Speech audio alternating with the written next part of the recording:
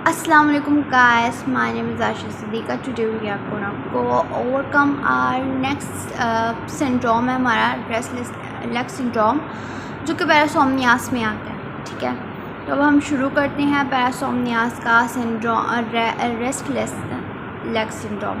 उसमें सबसे पहले हम क्राइटेरिया ए देखते हैं। क्राइटेरिया ए में 3 कंडीशंस हैं। 3 कंडीशन जो उनसे होती हैं वो 3 टाइम पर वीक होनी लाजिम है और वो परसिस्टेंट होनी चाहिए 3 महीने तक। ये इसका क्या है, ये इसका क्राइटेरिया बी है, जो कि टाइम ड्यूरेशन है। ठीक है, अब हम सिम्टम्स में आते हैं। सिम्टम क्या है, वो है क्राइटेरिया ए में वो ये चीज़ है कि कोई भी हम रिस्पॉन्स करें या कभी भी हम कोई अनप्लेजेंट और अनकंफर्टेबल सिचुएशन जो उनसे या वो फेस कर रही हैं, तो फिर हम अपनी लेग को सेंसेशन में देना शुरू कर देते हैं। हमारे लेग सेंसेशन को शुरू कर देते हैं। वो क्या, अपनी लेग को वाइब्रेट करना, हल्का हल्का सा हिलाना, जैसे कि हम किसी को वेट कर रहे हों, हम ऐसे बैठे हों, कुछ सोच रहे हों।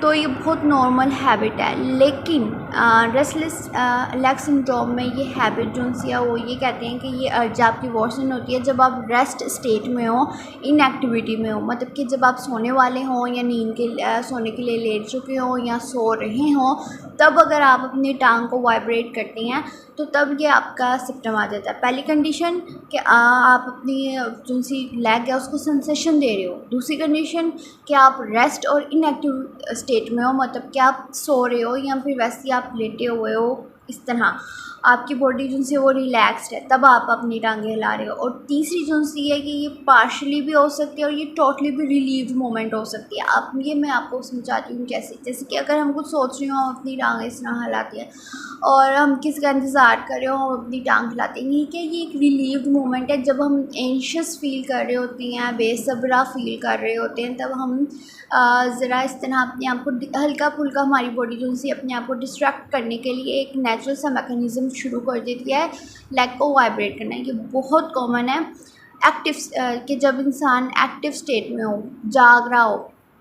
लेकिन बहुत कम है, मतलब कि हर फैमिली में मेरा ख्याल 1% ऐसे ज़रूर होगा, मे बी वो फादरली फ़िगर हो या फिर वो ब्रदरली फ़िगर हो, एल्डर सिस्टर हो, कि वो जो सी है वो सोए हुए भी अपनी टांगें हिलाते हैं। क्यों? क्योंकि ये उनके लिए रिलीफ मोमेंट होता है। वो सोने से पहले सारा कुछ ओवर कॉल करते होंगे। फादरली फ़िगर्स जो से होते हैं वो सारे दिन बाहर होते हैं, 100 मसाइल वो लोग फेस कर रहे होते हैं, 100 टेंशनें वो देख रहे होते हैं। तो वो फिर उनकी बॉडी जो सी वो मैकेनिज़्म अप्लाई करती है कि जब वो सो रहे हो या इस तरह सोने के लिए लेट जाए, तो उनकी बॉडी उनको डिस्ट्रैक्ट करने के लिए एंशियस स्टेट में या फिर वो उनकी जो सी लेग है वो मूवमेंट शुरू हो जाती है, लेग मूवमेंट। अब हम क्राइटेरिया सी में आते हैं। क्राइटेरिया सी जो है वो सोशल फैक्टर है। तो वो यही है कि क्राइटेरिया ए के जो से सिम्टम्स हैं वो आप सिग्निफिकेंट डिस्ट्रेस नहीं क्रिएट कर रही हों, या फिर आपकी सोशल या फिर आपके ऑक्यूपेशनल, एजुकेशनल, एकेडमिक बिहेवियर में कोई बिहेवियरल इम्पेयरमेंट कोई असरअंदाज ना करी हुई, कोई भी ख़तरनाक असरअंदाज जो आपकी किसी भी इम्पोर्टेंट फंक्शनल एरिया में आपकी फंक्शनिंग को डिस्टर्ब कर रही है, तो वो क्या है, वो क्राइटेरिया सी है कि वो फिर उतना सीरियस है जितने वो सीरियसली अफेक्ट कर रही है। वो अगर सीरियसली अफेक्ट नहीं करी आपका जो है वो उतना माइल्ड लेवल में है। ठीक है, तो अब क्राइटेरिया डी देखते हैं। क्राइटेरिया ये है डी के क्राइटेरिया ए के जो सिम्टम्स हैं वो किसी दूसरे मेंटल डिसऑर्डर या मेडिकल कंडीशन की वजह से नहीं है, जैसे कि अर्थराइटिस हो गया, लेग इडीमा हो गया, पेरिफेरल इस्कीमिया हो गया, लेग क्रैम्प्स हो गए कि लेग क्रैम्प्स की वजह से नहीं है। आपको इस्कीमिया का भी पता होगा कि जब वो पेरिफेरल इस्कीमिया और लेग इडीमा का भी, मतलब कि ये सारे कॉमन टर्म्स हैं जो अगर आप बायोलॉजी स्टूडेंट हैं तो आपने बहुत अच्छे से पढ़े होंगे। अगर आप बायोलॉजी के स्टूडेंट नहीं हैं तो फिर आप प्लीज़ सर्च कर लें, क्योंकि अगर मैं इनको एक्सप्लेन करने बैठी वीडियो लंबी हो जाएगी। लेकिन फिर भी आप अगर पूछना चाहते हैं, आप कमेंट में बस आपको एक क्वेश्चन बस इतना लिख के क्वेश्चन मार्क डाल दीजिएगा, मैं आपको कमेंट में ज़रूर एक्सप्लेन कर दूँगी। उसके बाद फिर है कि ये ज़्यादा अच्छे से एक्सप्लेन नहीं किया जा सकता, not better explain by the peripheral conditions.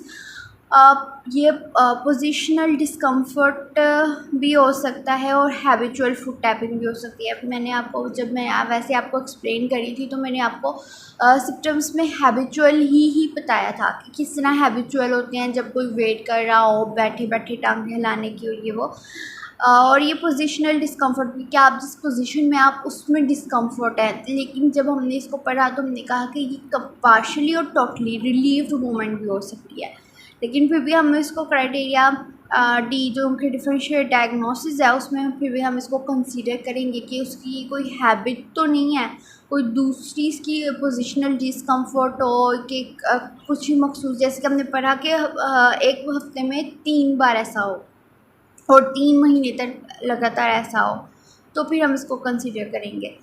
लेकिन फिर हमें ये देखना है कि अच्छा उस हफ्ते में 3 बार कुछ ऐसा तो नहीं हुआ कि उसकी पोजीशन जो थी वो डिस्कम्फर्ट हो, तो फिर हम इस तरह इसको डायग्नोस करने में इजी होएगा। उसके बाद फिर हम क्राइटेरिया ए वही चीज़ के not attributable to the physiological effects of the drug abuse और मेडिकेशन। अब हम आगे इसकी प्रिवलेंस रेट पे नेक्स्ट बात कर लेते हैं। अब प्रिवलेंस जोन से ये रेस्टलेस लेग सिंड्रोम का ये वाइडली ब्रॉड क्राइटेरिया में एक्सप्लेन किया जा सकता है, लाइक के 2% टू 7.2% जोन से ये क्राइटेरिया आर एम्प्लॉयड के डिफाइंड क्राइटेरिया एंड एम्प्लॉयड के ज़्यादातर वही, जैसे कि एम्प्लॉयड मैंने आपको बताया फादरली फिगर्स जो होती हैं उनमें ये ज़्यादा पाया जाता है, क्योंकि वो काम करते हैं, जो काम करते हैं जहाँ काम करने की आदत होती है, जब उनकी बॉडी जिनसे होती है वो रेस्ट स्टेट में आती है, वो तब भी अपने आप को थोड़ी बहुत एक्टिविटी में इंगेज करने के लिए तो लेग सिंड्रोम मतलब कि लेग वाइब्रेशन स्टार्ट कर देती है। When frequency of symptoms is at least 3 times per week with moderate और सीवियर डिस्ट्रेस, के साथ में डिस्ट्रेस भी आ रहा है, मॉडरेट या सीवियर डिस्ट्रेस भी आ रहा है। द प्रिवलेंस रेट इज़ 1.6% के यहाँ पे हम देख रहे हैं कि ये सिम्टम्स जो सी हैं रेस्टलेस लेग सिंड्रोम RLS के ये सिम्टम्स जो से हैं वो distress moderate to severe distress के साथ जब हमने देखे तो उसका प्रिवलेंस रेट जो सा था वो 1.6% था, और फ्रिक्वेंसी ऑफ सिम्टम्स जो से मिनिममली जो एक हफ्ते में एक बार हमें देखने को मिले वो 4.5% है, कि हफ्ते में 3 बार डिस्ट्रेस के साथ, ग्रीफ के साथ, परेशानी के साथ तो वो 1.6% है। लेकिन हफ्ते में तकरीबन सिर्फ एक बार जो सा था उसका प्रेवलेंस रेट ज़्यादा था, वो 4.1 था। अब फीमेल्स में ये जो सा है ये 1.5 to 2 times more likely than males, कि फ़ीमेल्स में ज़्यादा पाया जाता है। वैसे मेरा ख्याल था मेल्स में, लेकिन खैर फीमेल्स में ज़्यादा पाया जाता है, और ये एक इनकी एज के साथ इंक्रीज़ भी करता है कि अगर किसी को माइल्ड है उसको एज के साथ साथ उसकी हैबिट भी बन चुकी होगी, उसकी एक होती है ना एडिक्शन, वो चीज़ हो चुकी होगी, उसकी डिपोजिशन में रस बस गई होगी, वो उसको नहीं छोड़ पाएगा। ठीक है, तो ये एज के साथ इंक्रीज़ करता रहता है। इसके प्रिवलेंस रेट जो है वो एशियन पॉपुलेशन में लोअर है।